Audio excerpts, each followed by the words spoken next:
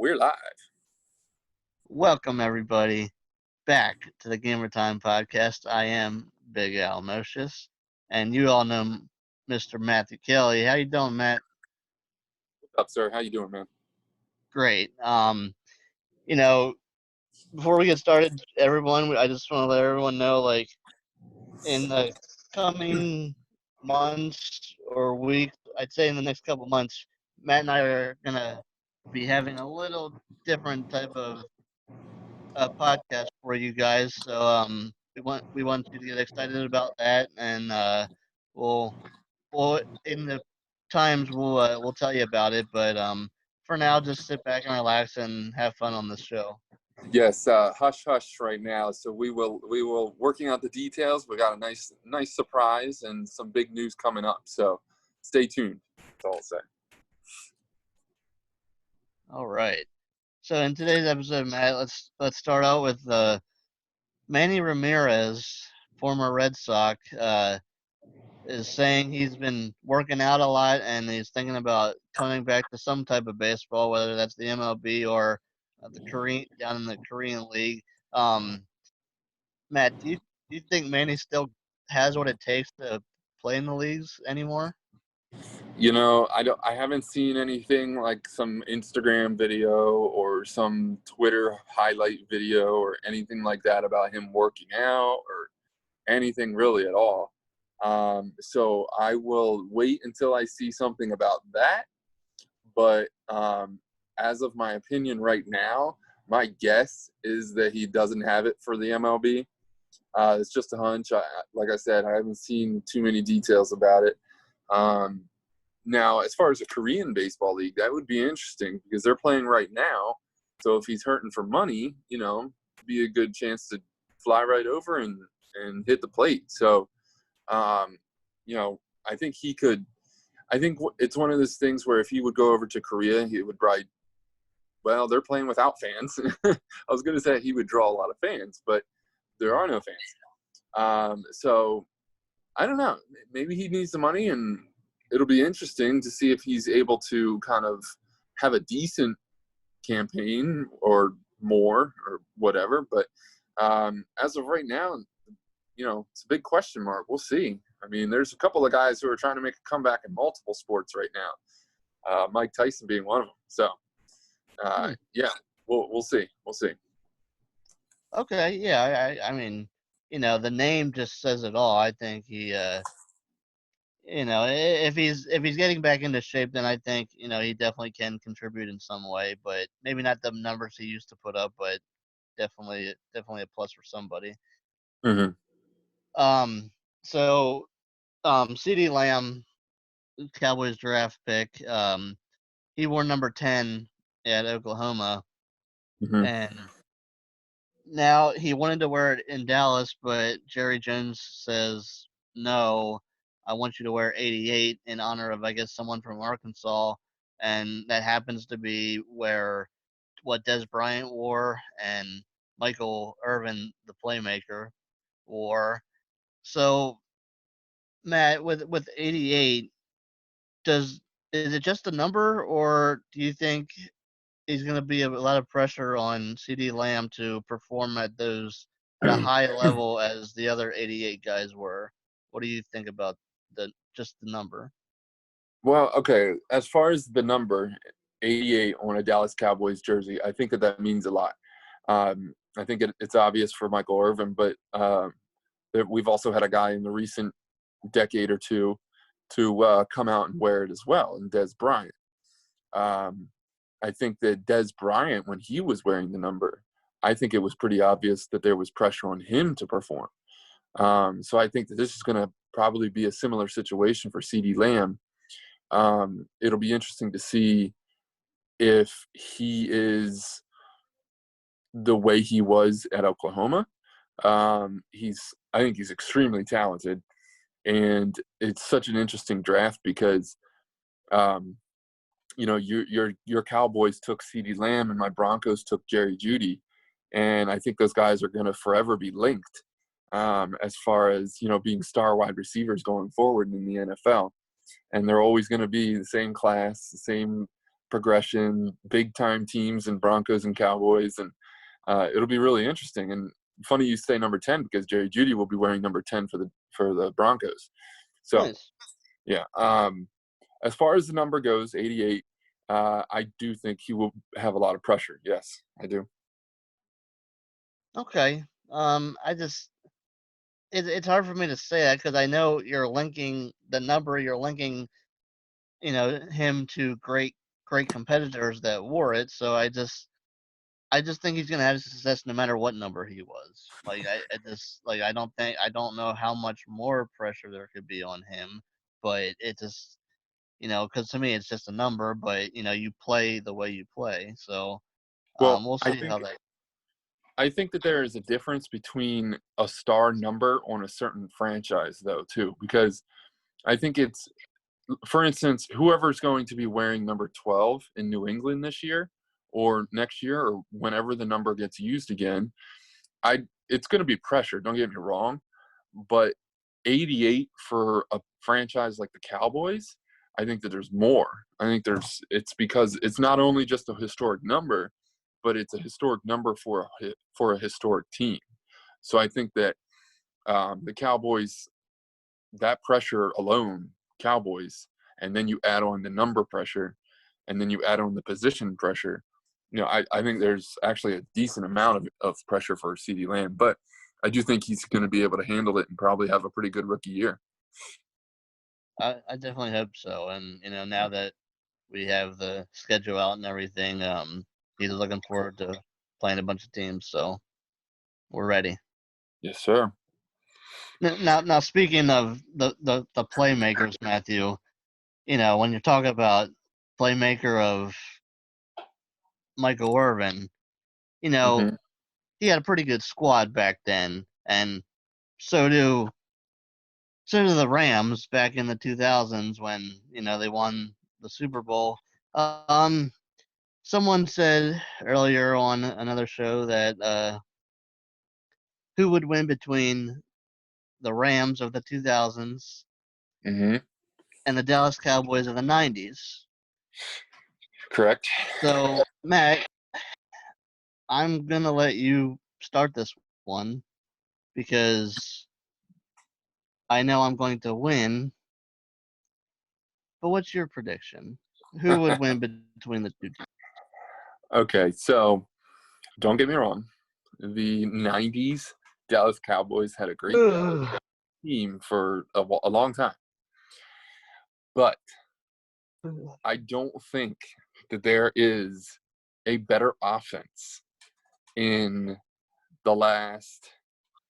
Okay, I can think of one other offense that is as good as the 2000, or let's say 1999/2000 St. Louis Rams. That's right. I'm picking the greatest show on turf as the better team than the 90s Dallas Cowboys. And here's why, sir. Here's why. Not only not only did they go 13-3, the best record in the NFL, but in my opinion, their quarterback, Kurt Warner, set a trend as far as prolific passing going forward. Okay. He had 4,352 yards, 42 touchdowns. Okay. Mm-hmm. Let's see here.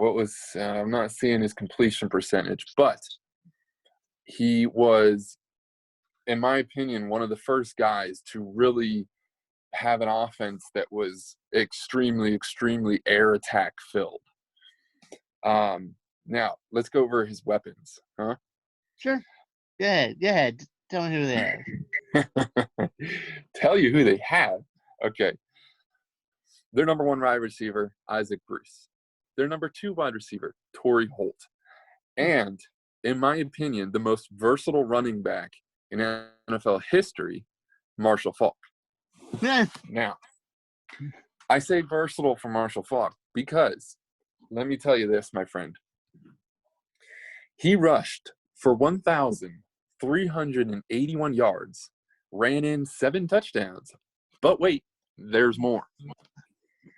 He also hauled in 87 catches for 1,048 yards and 5 more touchdowns.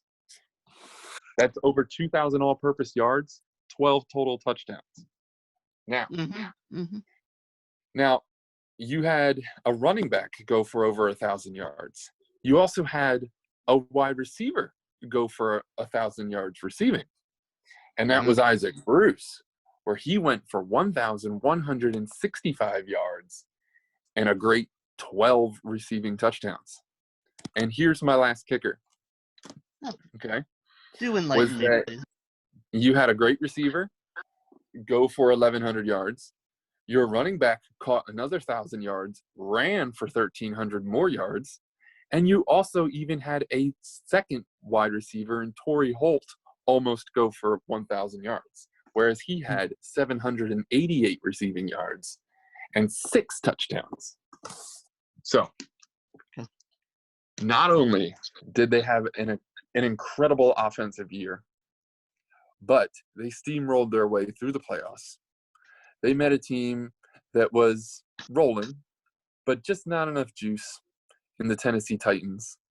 And they were able to beat out the Titans and win a Super Bowl. So, yes, it is a smaller frame of an example to go along against this battle against your Cowboys, because the Cowboys had a longer reign of success, but they did not have as prolific of an offense as the greatest show on turf, the St. Louis Rams, Super Bowl champs. Boom. Wait. So you're saying they would beat us straight up? Oh yeah. Oh yeah. Are you done? I would love to hear your end of the story, sir. Go ahead. So, okay, it's my turn now. Thank you. The floor is mine. Hey,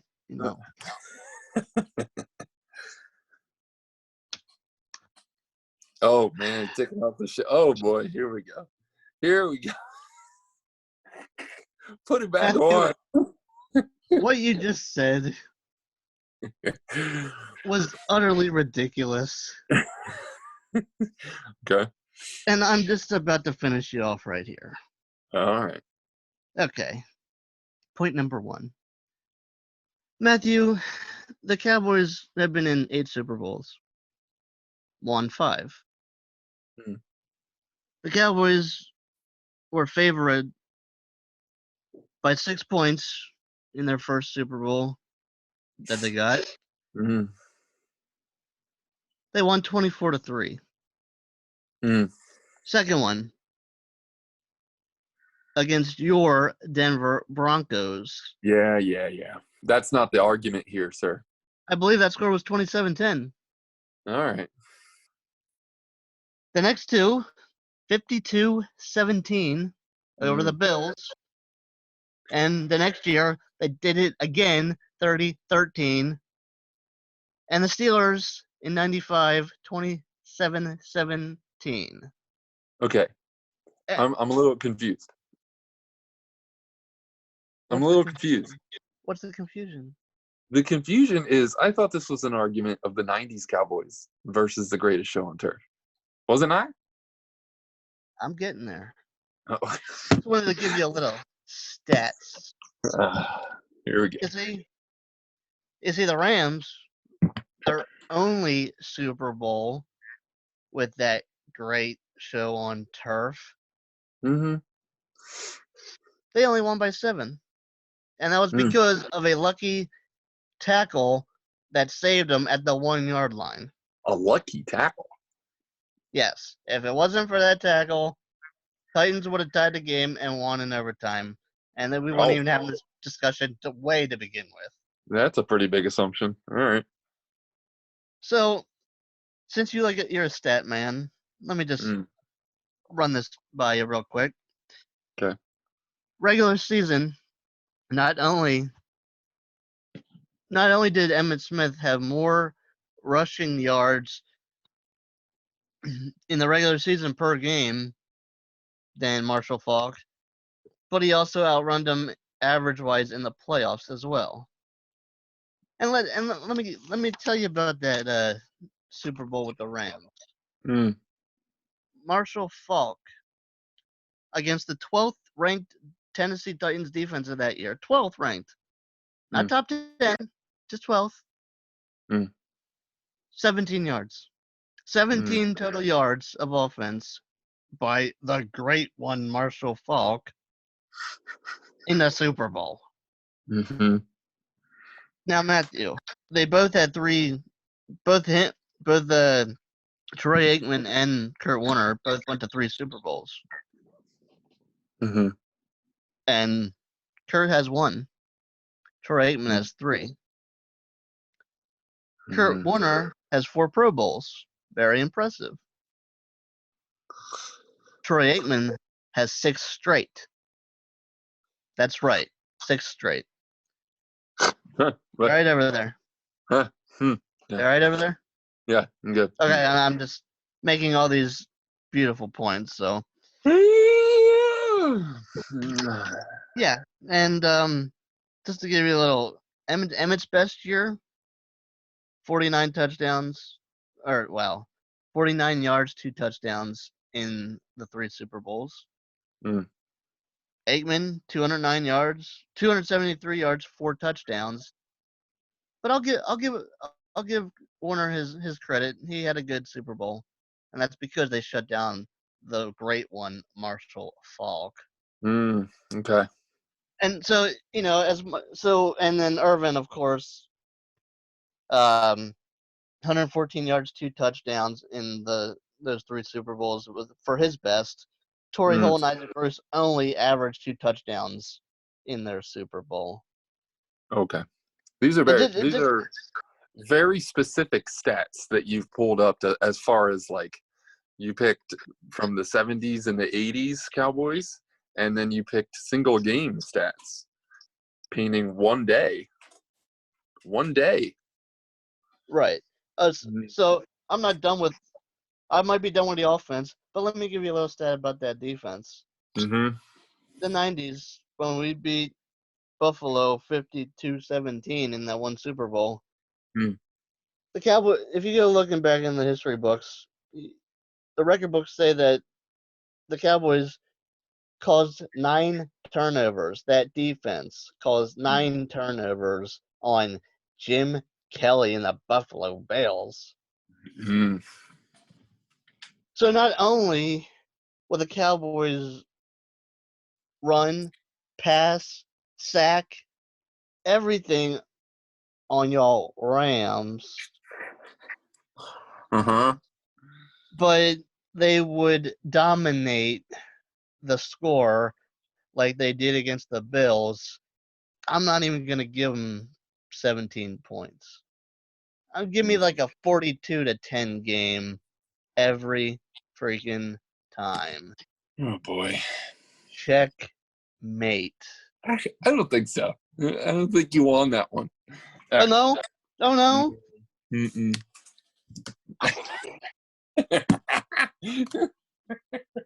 You can't compete with those stats, boy. Oh man. All right. Okay. Well, sir, it'll be very interesting to see what other concoction you come up with over the next couple of shows, because if they're anything like that craziness, we're gonna be in for a good one. All right. All right, people. So that's gonna come to the end of this episode of Gamer Time Shows. So I don't want to give away too much, but there is, as to what we alluded to in the beginning of this show, was that there could be changes coming. Anybody who follows Gamer Time Shows on Twitter may have already seen my tweet about change is coming. Okay. What we meant by stay tuned is that I am going to put out another show or very quick snippet, maybe like 5 minutes or so, detailing our future plans. There's no promises about when that will come out, but it is in the near future once we iron out all of our details. So if you want firsthand of what will be going down, a good way to do that is to like, subscribe, and follow the Gamer Time Shows podcast on YouTube. And another way to watch it all unfold will be Twitter at Gamer Time Shows. So hit like, hit follow, hit all that good stuff, subscribe, whatever you want to do. Check in on the show because we've got some big plans coming.